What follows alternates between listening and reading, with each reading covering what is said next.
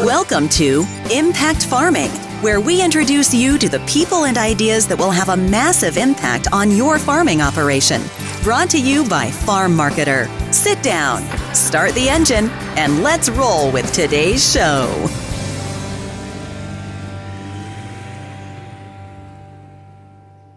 Hello, everyone. Tracy here. Welcome back to another episode. I am so thankful to have you joining me for another fantastic conversation.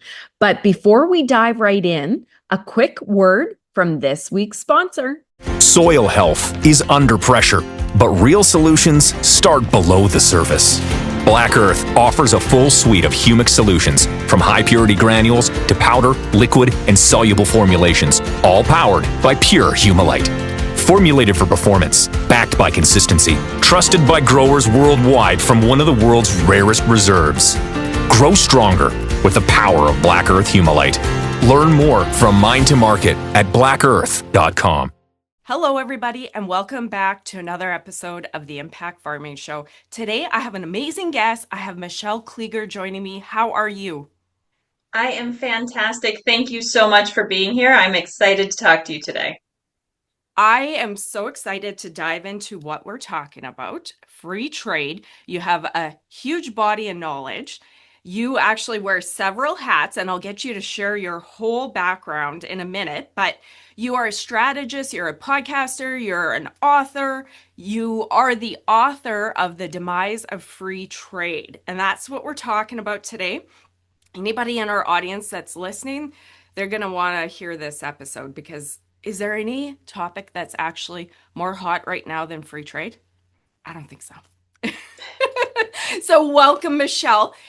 Very quickly, I hit the highlights and I know I missed a few titles. Can you share more about yourself and your background with our audience? Sure. I am an agricultural economist. I started my career in DC working for a consulting firm doing a lot of federal policy, trade policy, kind of anything that had to do with any part of USDA. And then I worked for a trade association where I promoted U.S. exports abroad. My translators joke that I got to go to the parts of countries no one else wanted to go to. I was either in a field or in a government building. And that's where I gained a lot of this experience on international trade. 7 years ago now, I moved to Massachusetts and I started my own consulting firm, which is where I collected the rest of those titles. I wrote the book, The Demise of Free Trade. I taught economics at a university. I have a podcast and a blog, and I have my own consulting firm where I work with everybody from nonprofits, philanthropists, food companies, agribusinesses, and governments. So I love digging into every part of the food and agricultural system, which is why I wear all of these hats, and I'm excited to share that knowledge with all of your listeners today. Okay, well done. I missed a few of those titles, so thank you for covering them. Okay, so your book, I downloaded it on Kindle and I was reading through to prepare and researching your body of work. You wrote it about free trade, and I think mainly when Trump started his first term, kind of around there. He's now in term 2, and I think the subject's even hotter. So do you want to talk about your book a little bit and why you really wrote it? Sure. Yeah. So I wrote it in 2019, a year after the trade war started between the US and China. And I feel more and more these days that I need to put that asterisk, like this book is about 2019 and it is different from today. And maybe we'll get into some of those differences. But the reason that I wrote it was I had been writing a lot on LinkedIn, going for this digestible topic, explaining to people sort of food, economics, trade, all of those topics that interest me on mostly LinkedIn, a little bit on Medium, but like in this really digestible way. And taking that idea, right? That's where this book came from. So it's really designed to be an intro. It's like 75 pages. This is not a textbook. It is written so that it is more conversational, but it really gives you a little bit of the history of free trade, how we got here, what is trade, what are trade restrictions, and then it focuses on the agricultural part, right? So I felt like a lot of the trade war between the US and China came down to soybeans, which American farmers grow and voted for Trump by and large, and pigs, which ate a lot of US soybeans in China and are the main staple food. And so this intersection really, I felt like, explained a lot of what was going on between the two countries. My goal is always to be approachable, and it's one of the things I liked most about teaching Intro to Economics was really breaking down those topics and trying to be the entry point for people that wanted to either understand or a basis for them to understand more. And the book is great for that. Some of these topics can be pretty heavy and dry, but you do a fantastic job. And what I want to get you to do, I know this is going to be old hat to you and you'll be like, this is very 101, but can you set the stage about free trade and really go back to World War II, I think, and kind of walk us through? Because while we've all been here for part of that time, all of that time, depending on our age, we don't necessarily think of the evolution of free trade. And then I think it really sets a stage for where we're at today. So can you talk about that going back? Sure. I will take actually one step farther back, and I don't know that I did this in the book, but the US prior to the Great Depression in the 1920s actually levied the highest tariff. So they added these taxes. So a tariff is a tax on a product entering or exiting a country. And so the US wanted to protect its industries, right? So they wanted products that we grow or produce domestically. We don't necessarily want a lot of imports competing with our producers. And so you put a tax on the border. So if it costs the same amount to produce, when it gets to the border, you put a tax, the price goes up. So this happened a lot. Some people say that those tariffs led to the Great Depression. That's not really true, but it definitely was a factor, right? Prices go up. It's harder for us to purchase things. It's a conversation we're all having today. Yeah. So we get out of the Great Depression largely by entering World War II, right? Like, so we have World War II. We are producing a ton of supplies. We are producing military equipment. We are producing a ton of food, and we've got that economic engine going again. Now, when World War II ended, most of the time in previous wars, the winning side kind of conquered, right? They took over. They had a stake in those countries economically. And the US, being so far from Europe, wasn't particularly interested in kind of controlling Europe. So that's one piece of it, was we needed a solution or to be part of, some kind of world order after World War II where we didn't have to be in charge of Europe. Also, we wanted to open those markets up. So by this free trade approach, right, Europe had largely been leveled. So we sold a ton of food and other supplies back to Europe to help them rebuild for 2 decades. And so this free trade, this reducing those restrictions and allowing American products into Europe cheaply kind of came from it.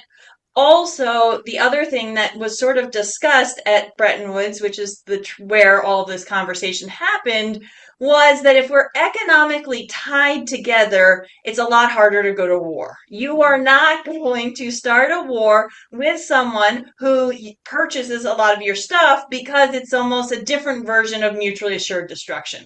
So those are kind of the 3 things that are happening after World War II. That the US, was part of the winning side. It didn't have to rebuild like England and France. There was a lot of rebuilding that needed to happen, and the United States fed Europe for a lot of years. And we wanted more peace on the continent, so we didn't have another world war, right? In 20 years, Europe had 2 huge wars. And so all of those together was we decided that tying everybody together economically, reducing tariffs and increasing trade would achieve those goals. Fantastic. Thank you. Okay. Now, so in your book, you say for about 70 years, free trade dominated global economics. And then Trump comes along with his anti-trade stance, or however we want to word that. That was term number 1, and we've seen a lot of trade wars and tariffs then.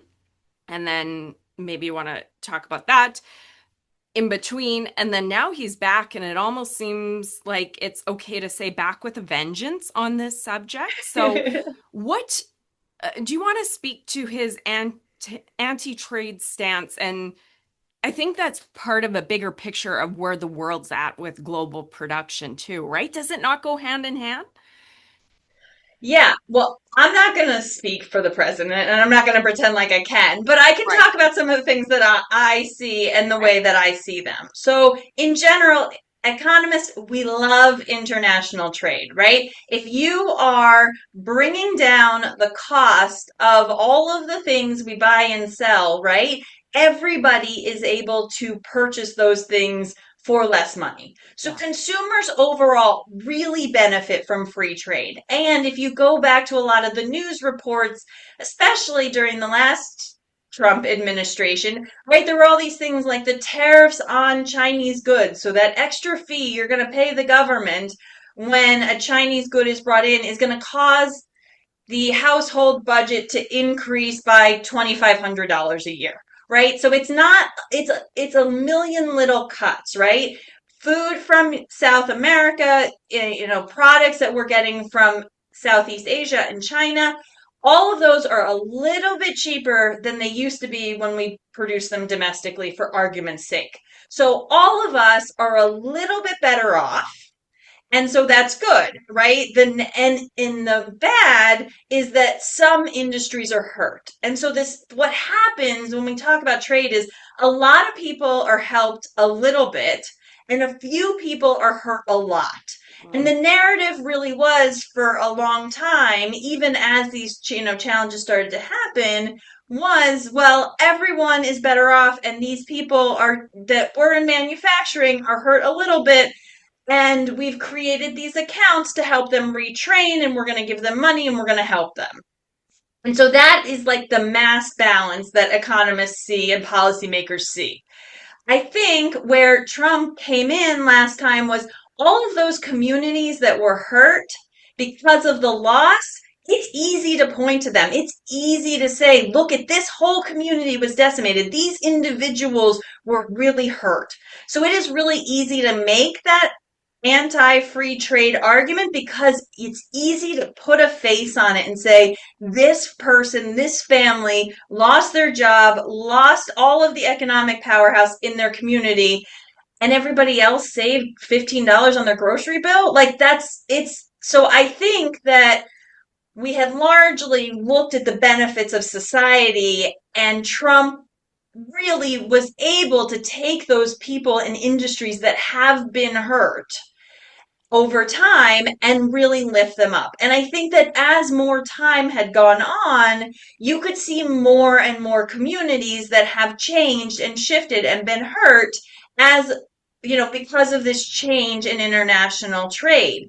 And maybe we're getting into it later, but one of those places that you might not have expected it in agriculture, the first time a lot of the push and pull between the US and China was around intellectual property rights. Yeah. And so that affects agriculture. Seed companies have been selling seeds to China for a long time and been competing with their own seeds because there isn't the intellectual property protection in China that exists.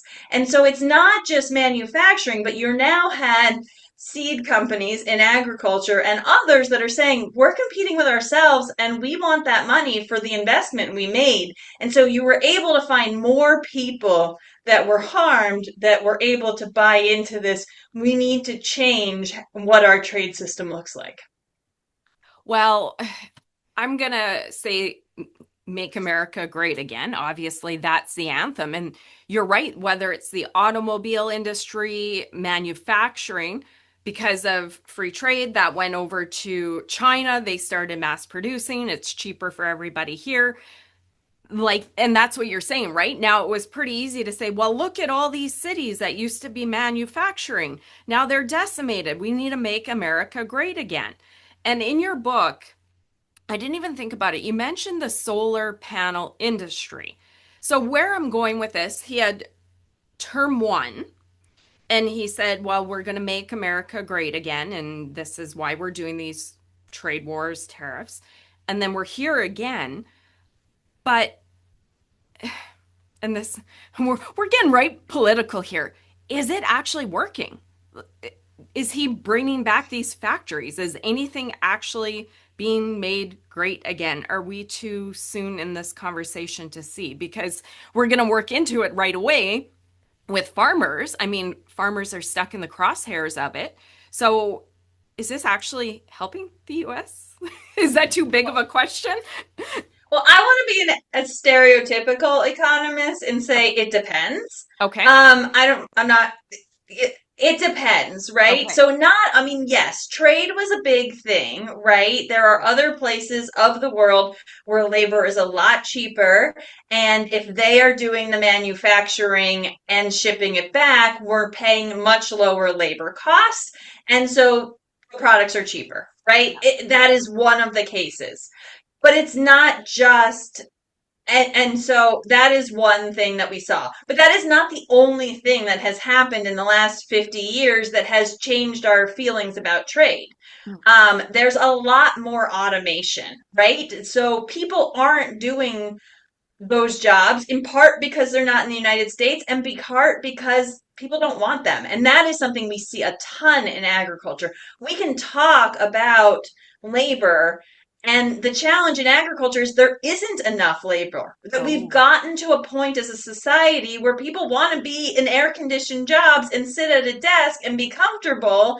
And those are not manufacturing jobs and those are not agriculture jobs.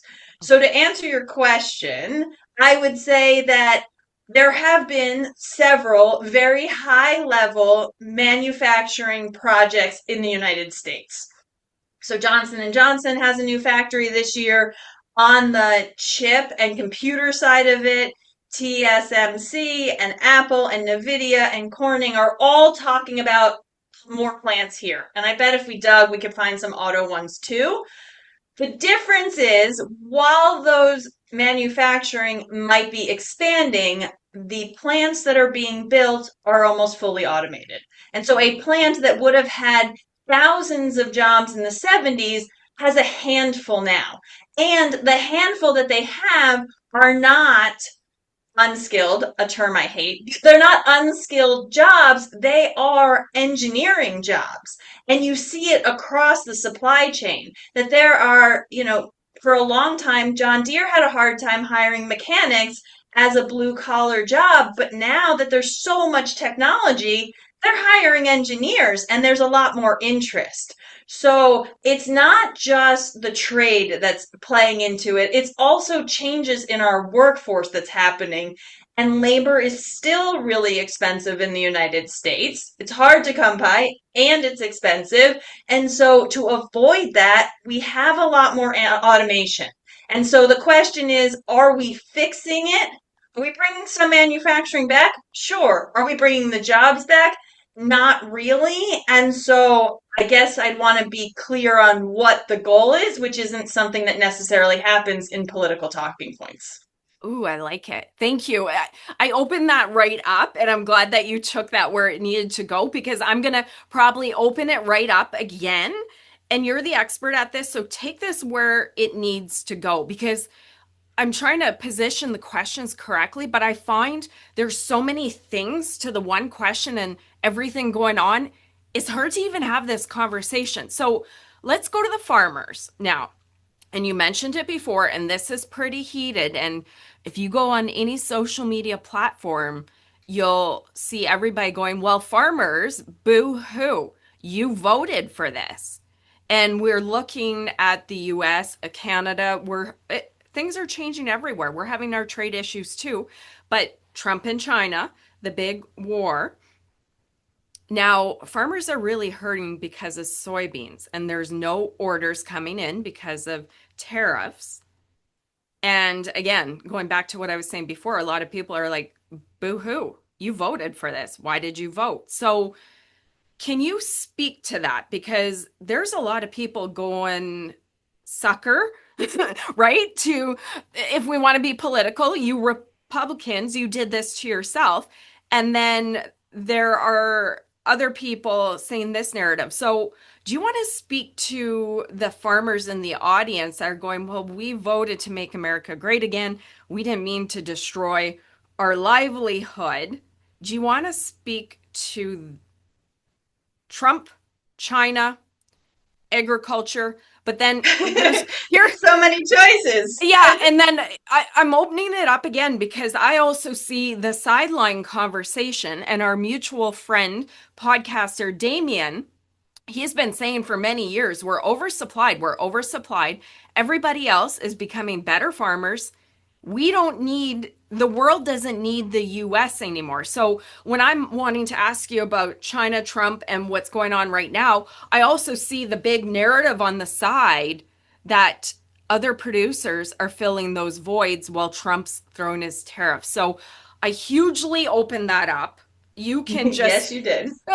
You can just take that any which way you want to go, because I just couldn't ask one part of it.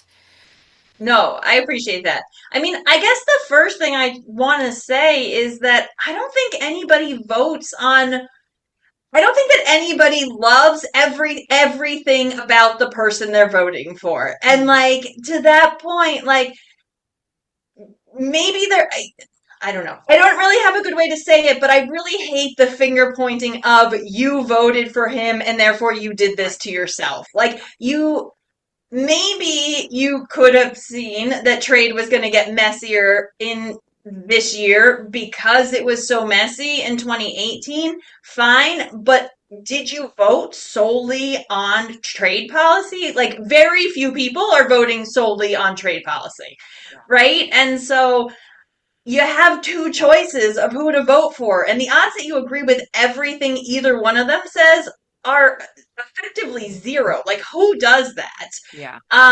And so I just think that that's the first thing, right? I hate the finger pointing of, well, you did this to yourself and you should have seen that coming, because I don't necessarily think that anybody's life is that one dimensional. Nicely put. So that being said, right? So that's a piece of it.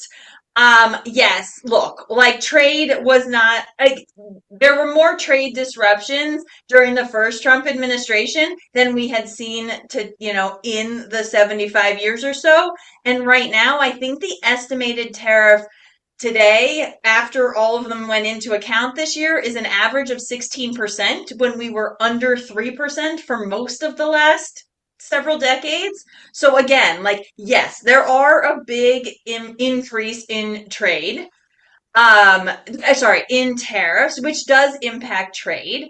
I think that there are also multiple types of farmers. So on the outset, right, in the first trade war, we really talked a lot about these closing markets. And we're having that conversation again right now because it is October 14th and China has not purchased beans from the United States this year. And the United States sells, I don't know what it is, like a third of our soybeans this time of the year, and most of those go to China. Brazil should be offline. It's time to buy US. So like, yes, we do see closed markets. That is something to be concerned about. But I would also say that Brazil had a great year, and Brazil sold China more soybeans, and so maybe they can wait a little bit longer, or they can purchase from something else. The interesting thing that happened that I talk about in the book was that the United States, Brazil, and China create this triangle. And China purchases from Brazil when Brazil beans are on the market, and they purchase from the US when the US beans are on the market. And if you watch the political rhetoric in this conversation, when Brazil has a lot of soybeans available, China last time was much harsher on its stance with the United States. They have a lot of hogs. They depend on a lot of hogs to feed their people. The governments care about feeding their people. And so if they had to buy US soybeans or not feed their people, they're going to buy US soybeans. When there were no Brazilian soybeans, suddenly it was lax, right? They changed the rations so that the pigs didn't have to eat as many soybeans because they could only buy US and they didn't want to. There was African swine fever that killed a lot of pigs, so that reduced their demand. They started growing their own beans. And so, like, the conversation changes depending on where we are in the time of the year. Brazil has sold a lot of soybeans to China this year. They've had a great year of production, but the people that, and what we saw last time was the trade change. So the people that Brazil didn't sell soybeans to so far in 2025 probably going to buy US soybeans. Now, it might be at a discount and it might be painful because we already have a lot of stocks, but the balance is going to move itself around. And I think that goes to your next point, and I'll set it up. You can ask the question and we can go back to it.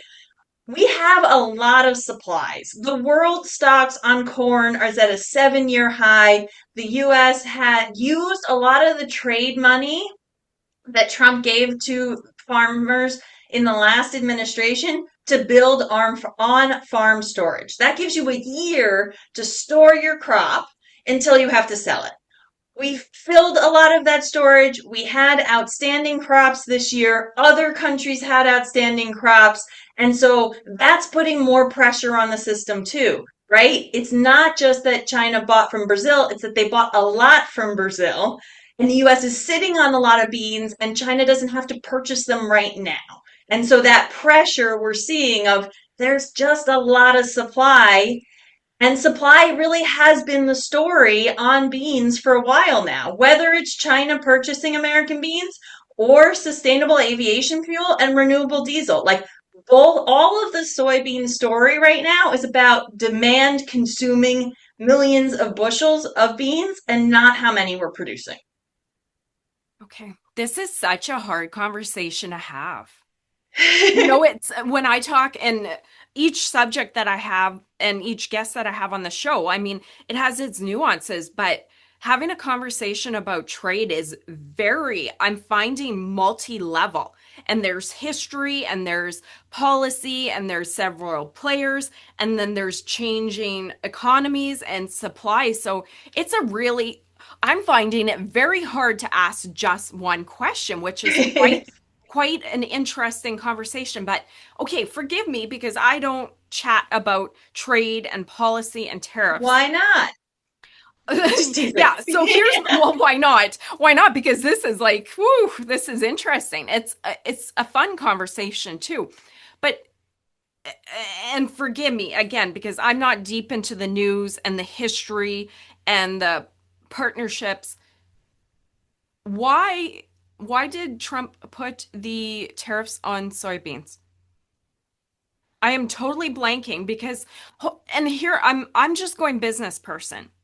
If that is one of your biggest exports out of the US and China's one of your biggest customers, and then you're going to hurt all these farmers and then have to pay out aid, I assume this is in the greater good of some strategy, because to me as a business person, it doesn't seem like a great idea to be penalizing one of your biggest customers, especially when there's other countries going, hey, we can help, right?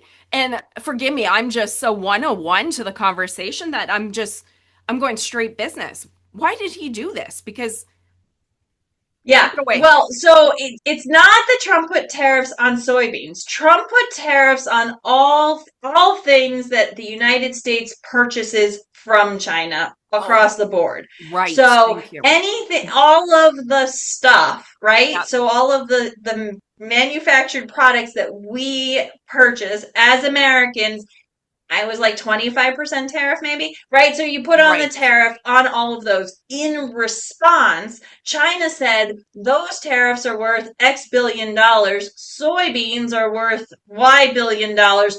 We're going to balance it by putting it on this thing. And the interesting thing that happens in international trade is you get to pick where the tariffs are. So that happens in these kinds of conversations. When countries respond to tariffs, they're going to pick very sensitive topics. And so China did exactly what you said. They said, well, all these soybean farmers voted for Trump and he's not going to upset them. So if we attack them and hurt their bottom line, it'll force Trump to ease up. So that was the idea. if you actually, there are rules and laws to international trade, and if you break those laws, countries actually also get to pick where they put the counterbalance tariffs on as well. And so there is this game of picking something that is going to be the most politically painful to a country to have that impact. So China said soybeans are really sensitive and it's going to be a problem. And if we put tariffs on that, it'll change the conversation domestically and harm, Trump. In the short term, China really does need soybeans because one of my favorite quotes is you're 5 meals away from chaos. Governments have to feed people because how many meals would you skip or could you watch a loved one skip before you looted or stole or hurt somebody, right? So it's really important for China. But I will also say that China plays a much longer game than the United States. In the United States, we talk about election cycles. And then a lot of times in China, it's we'll undergo short-term pain. We're in this as a country for the long term. We have been here for 5,000 years. We are going to continue to be here. And so if we have to take a quality of life reduction for 5, 10, 25, 30 years, that's fine. And so I think that's also the cultures are just really different here. And so part of it is China is saying, how can you get through a political cycle for exactly the reasons you said? If farmers are being blamed for voting for Trump and this is their own doing, that's exactly the narrative that China was hoping for. Thank you for that explanation and the grace, because as soon as you started speaking, I'm like, oh, Tracy, that was a blooper. You knew that's how it worked. Again, I don't deal with this on a daily basis, but that makes a lot of sense. And part of me wanted to cut that out, but I'm just going to leave that because that was a fantastic explanation. Now, actually, I wanted to touch really quick, and I think what you just said is going to answer in Canada here. So same thing, China and Canada, the electric vehicles, and then the tariffs came on canola, seafood, and pork. So was that purposely chosen by them to say, oh, you don't want our electric vehicles? Here, we're picking canola, pork, and seafood because we want to make it hurt? Like they chose that? Is that how it goes? And I will say, though, that part of the reason Canada put the tariffs on the EVs was because the United States did. And the United States did after Trump. And so it was a sign of solidarity between the US and Canada for those EV tariffs. Okay. There were EV markets in the United States, probably in Canada too, before the first Trump administration. And actually, China ramped up production, sunk the market, right? Made it really cheap. All the US companies went out of business. And so more recently, there have been tariffs. So that was the first time Trump put tariffs on EVs was because they've said that it was not competitive, right? That they sold below the cost of production in order to push US companies out and so that they were entitled to. There's been a lot of different ways that Trump has put tariffs on. It's not one. I know that we talk about tariffs like they're all the same, but there's a lot of laws that enable tariffs. And so the EVs were about anti-dumping. Most of the other stuff was either intellectual property or national security. So that's where the EVs came from. But the interesting thing is, even during Biden, when all of the ports were pushed to meet renewable energy goals, those tariffs didn't come off. And so now you're asking places to invest in renewable energy and equipment with solar in it, and you still had 100% tariff. And so it made it really expensive, which I just think is interesting because in the past, before Trump, tariffs were really a tool that the Democratic Party in the United States wanted, and the Republican Party was more pro-business and wanted free trade.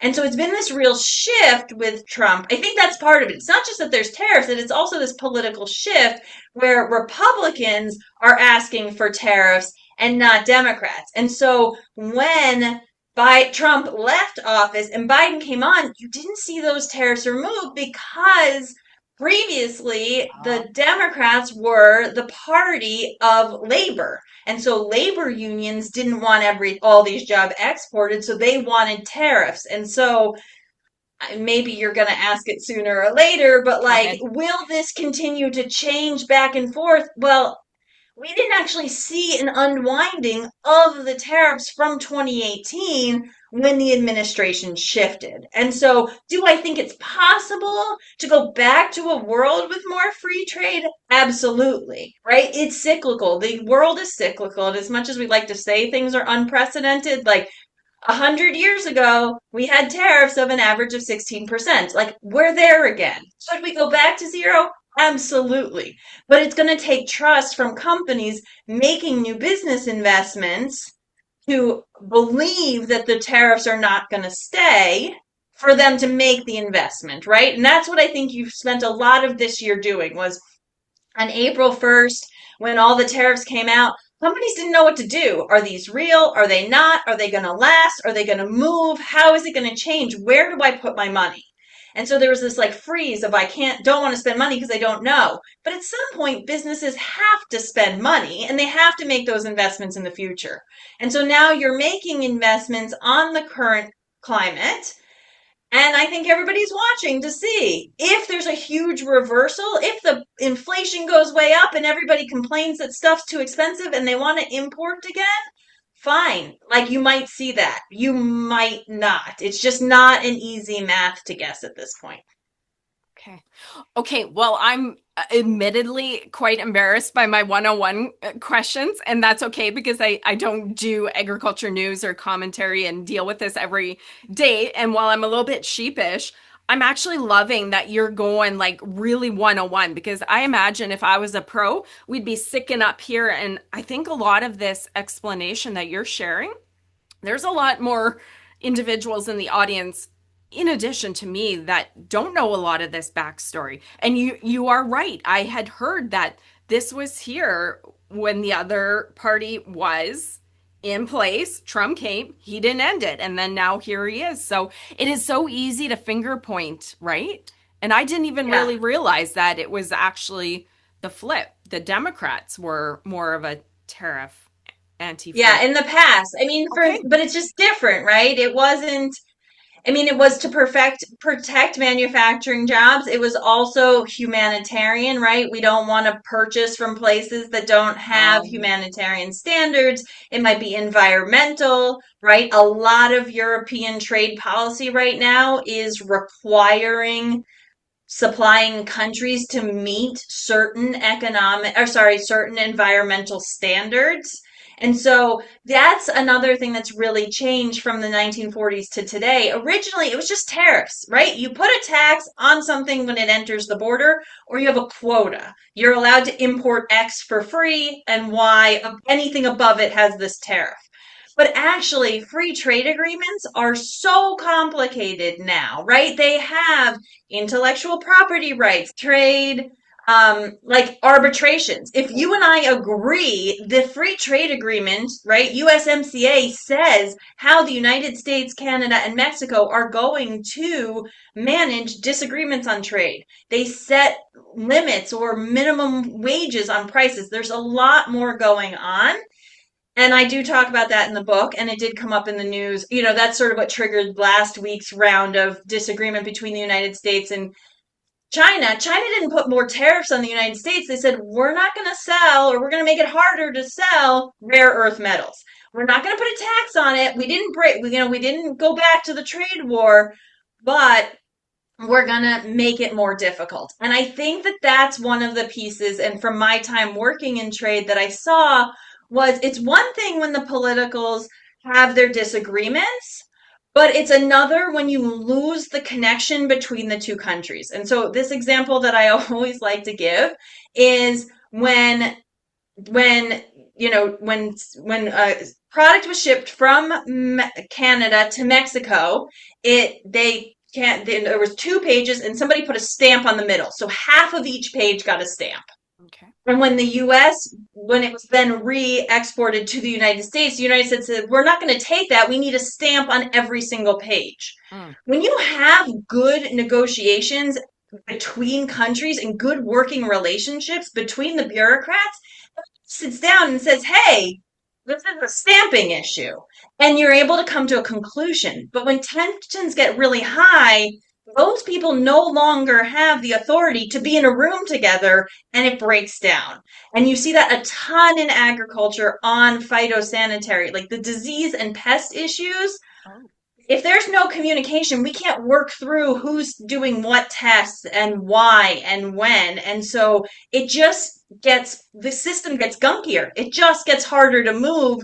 And while the headline discussion is on tariffs, there's a lot of non-tariff trade barriers happening that are no longer being worked through anymore. Wow. You have such a deep knowledge on this. And you know, the one thing too, I have found chaotic, and especially, I mean, that's US, I'm Canadian, but whatever happens in the US affects the world and definitely Canada for trade. But I have found with Trump's second term, it was very chaotic, unplanned. There'd be announcements, there'd be backing out. So it was very hard to keep track of, right? And very nuanced. So, okay, I'm going to go here. So now, again, I'm looking at the anger that a lot of these regular consumers, regular voters have towards farmers. If you read the comments on TikTok, some of these posts, and they're like, why are we bailing farmers out? And if you look at that, and I do believe Trump's coming with aid for these farmers, correct me if I'm wrong, but then that is also in the greater good of everybody, because Trump is doing this with trade and tariffs. They came back, they said counter tariffs on soybeans. That's not the farmer's fault. And because of the bigger scheme, farmers shouldn't suffer. Therefore, aid is justified, right? I mean, that is one argument for sure, right? Okay. And I mean, it goes back to the question of, right? Like, where do we think that food production falls in the country? So if you want farmers to keep growing and keep that land in farming, which there's a lot of pressure from development and solar farms and other things today, if you want people to keep growing food, and the United States is in a position to produce a ton of its own food, which is unique around the world, then when times are tough, regardless of why they are tough, whether it's weather or bad commodity prices or politics, farmers need to be made whole so they continue to farm. So that is the argument that is taking place here. I mean, on a skeptical side, you could say it's buying off the farmers that voted for you. But also, if we want to keep farming, we cannot have a huge number of farm bankruptcies this year. Right. The difference for me in this trade war versus last time, so today versus when I wrote the book, is I think that we are focused, or should be focused, a lot less on these export markets. And that is really hard to say in the middle of October when China hasn't bought any US beans this year, because that is the story. But the export markets are one thing.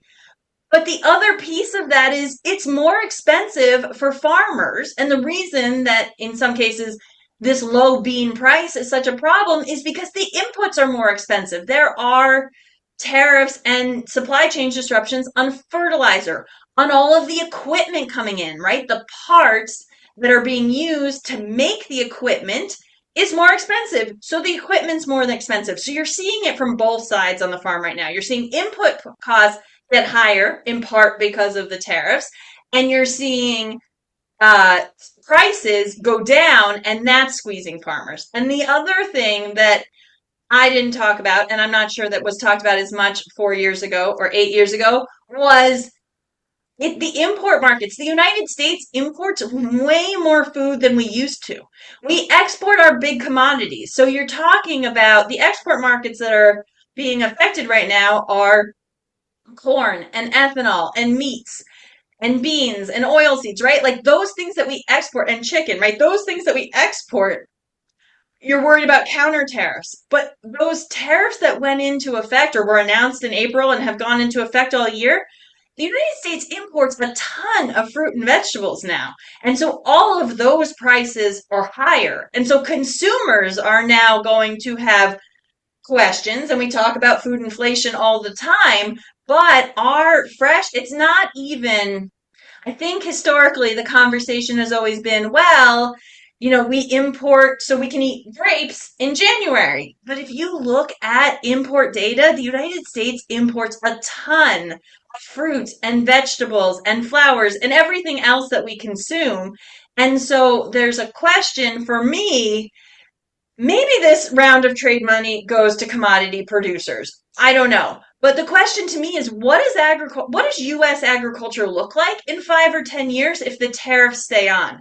Because consumers are either going to learn to eat differently, more of those production is going to be moved back to the United States that has left, or what are we going to do on labor? We haven't talked about labor at all, and that's okay. I don't necessarily want to talk about labor at all, but the commodities that have left, the specialty crops that have left because they can't be mechanized. And so again, like manufacturing, it is more expensive because it is more expensive to hire American workers, and American workers don't want to work in fields. So it's even more expensive.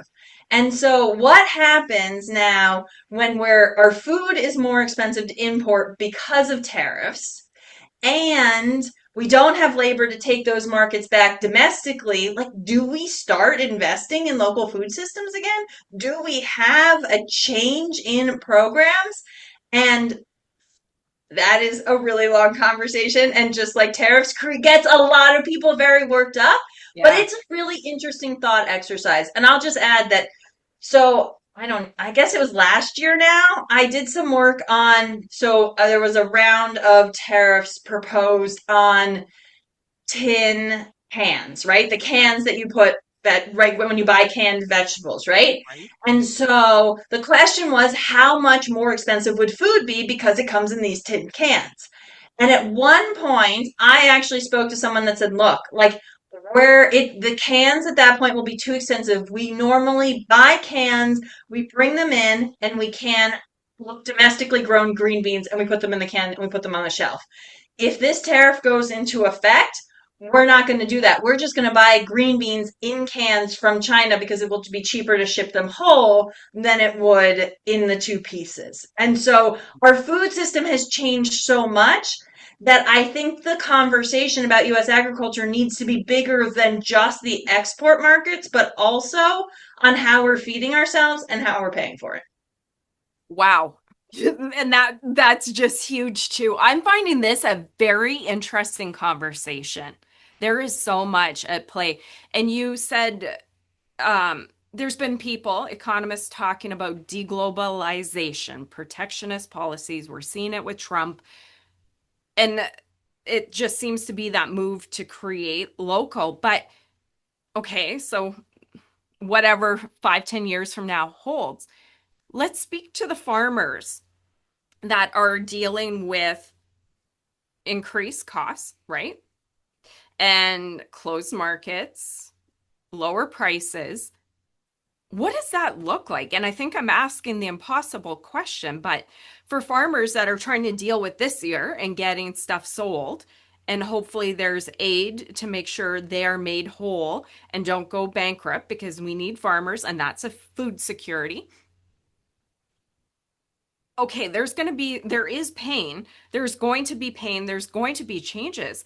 But what does this all look like for US, Canadian farmers? Let's speak to US mainly. What does that look like for US farmers next year when they're trying to buy their inputs and plan what they're going to grow? Like, wow. Do you have the answer to that one? I don't have the answer. I mean, I do a lot of work on people that want to change our food system. They want to know why we grow so many corn and beans, why we grow canola, hogs, whatever it is. Like, how do we change it? How do we have more diverse agriculture? How do we have lower input? Like, whatever it is. And the thing is that these commodities, like corn and soybeans, people grow them because they don't grow them for government payments, right? They grow them because they know how, because the yield and the technology in the seed has grown exponentially, because the equipment to mechanize it has gotten better over the years, right? You have ag lenders that understand it. You have extension that understands it. You have risk management policies from the USDA. Like all of that diversity on the production side is huge and it lowers the risk. And on the market side, you can sell it to a grain elevator, you can store it, you can buy futures, you can hedge, you can sell on the spot market, there's so many markets that you can sell to. And so in a lot of ways, corn and soybeans are the least riskiest on the production side and on the sales side. And that's why farmers grow them. And that is why it happens this way. And so it's really hard to say, okay, well, everybody take 10% of your field and grow oats because, Right. there's an increase in demand for oats, or there was before all the production moved to Canada. And so, like, grow oats because you've diversified and that's not going to be a problem. Or go back to having some hogs and cattle on your farm because while commodity prices on the row crop side are really low right now, cattle prices are crazy. So you just feed your corn to your cattle and everything's okay. But like that's not realistic either, because if you haven't had livestock on your operation in several decades, like do you have that skills? Do you have those resources? Do you have somebody that's on the farm all the time to go collect cows that broke out of their fences? Like it's not easy to shift. And it's not. The bigger you are, the harder it is to shift because you have so much investment. Yeah. Smaller producers might be able to shift more.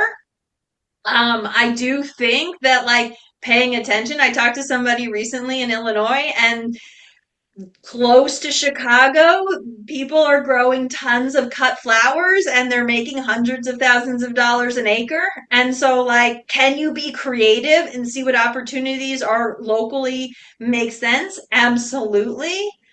Are we going to drastically see a change in corn and soybean acres, even with all of this going on next year? I would be shocked, right? Like, we had more corn or acres this year. We have, really high output. We had great weather. Like, I don't see the system changing that much. And there is a lot of safety, at least for a couple years, in the system that is built.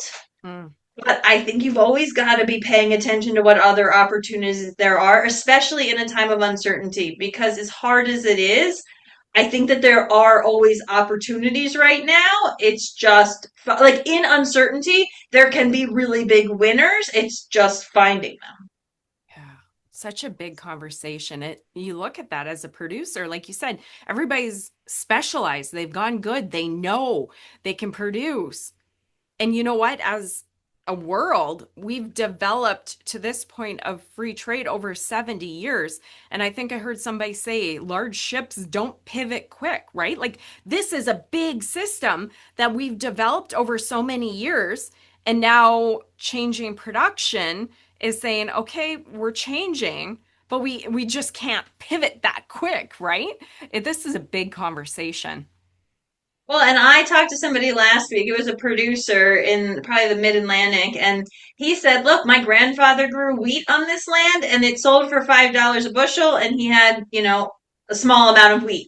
And then my father sold wheat on this land, and he had more output, but it was still $5. And wheat is still $5 today when I'm producing, and so we've seen the cost of production go down so much in the last few decades that food continues to be cheaper than it's ever been. Like all of this automation, all of this innovation has led to higher output in livestock and in crops.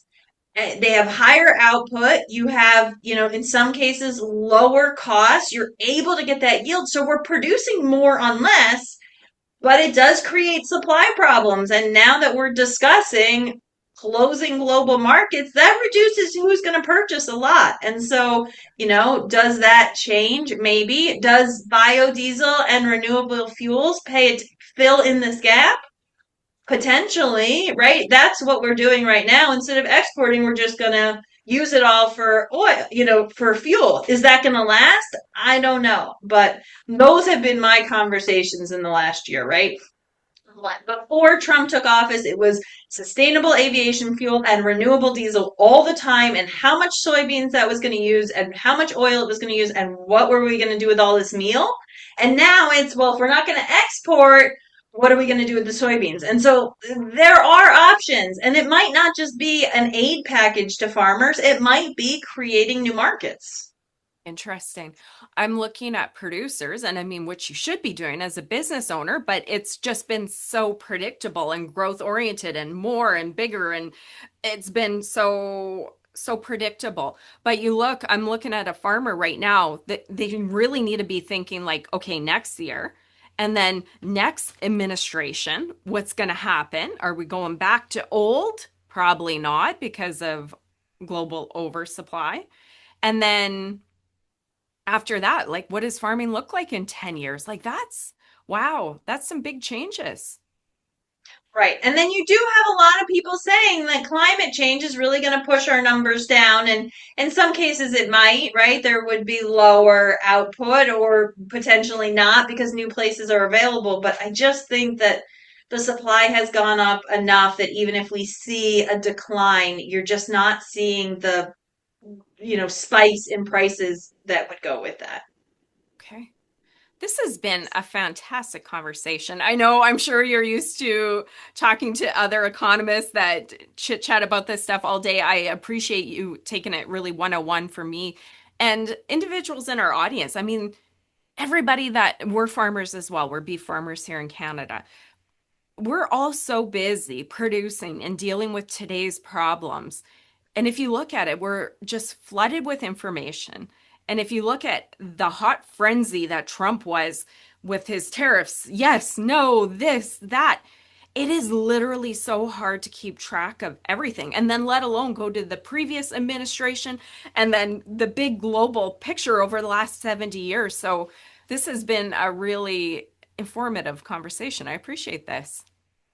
I love talking at this level. Like, as much as I love debating with other economists on the world, like, I wrote this book because I really want this to be accessible information for everyone. So I love having this conversation, and I'm so grateful for you to have me on your show today.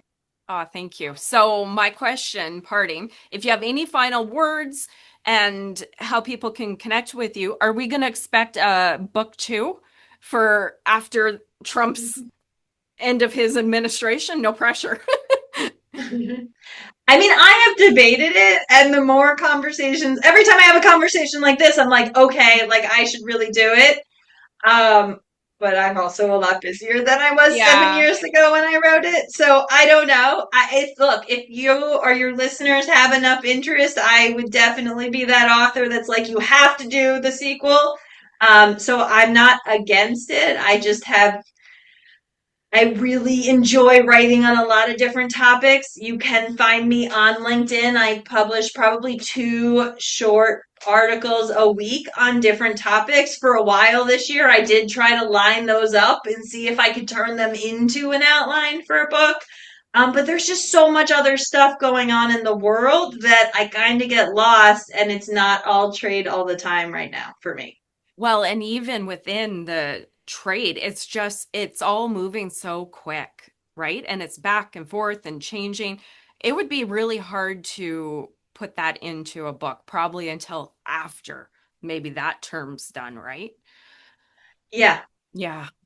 Well, Michelle, thank you. How can readers connect with you? I know you mentioned LinkedIn. You do some great articles there. Are you on the other social platforms at all? Not really. No, I do have a website that's fairly static, but if you message me or connect on LinkedIn, I will respond, and I do publish new content twice a week. Okay, excellent. Michelle, thank you so much for your time. I really appreciate this conversation. It was a pleasure. Thank you. You guys in the audience, if you love this as much as I did and learned as much as I did, like it, share it, and get it out there so other farmers can hear the great information that Michelle shared today, past, present, what we can look forward to going forward. Thank you guys, and we'll see you next week. Bye-bye. You've been listening to Impact Farming. For more great episodes and articles designed to help you manage and grow your farming operation, head on over to farmmarketer.com. Don't forget to sign up while you're there. We will see you on the next episode.